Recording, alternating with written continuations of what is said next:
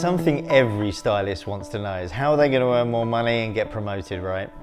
Well, I'm going to tell you how. Here are my Fowler fundamentals for how to do that. Number one, know your strengths and weaknesses. What are your weaknesses? And let's turn those into your strengths so that you can go on and earn more money. Number two, improve your skill set. Number three, create your brand within a brand. Create your own identity within the salon environment. That's what's going to make you stand out from the crowd. Number four, the perfect consultation. Number five, the power of charging correctly whilst adding value. What are you giving extra?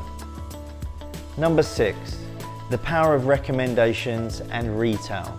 And number seven, be a problem solver, a solutions provider. At the Academy, we're going to explore all of these points and we're going to help you get that promotion and earn that money you deserve.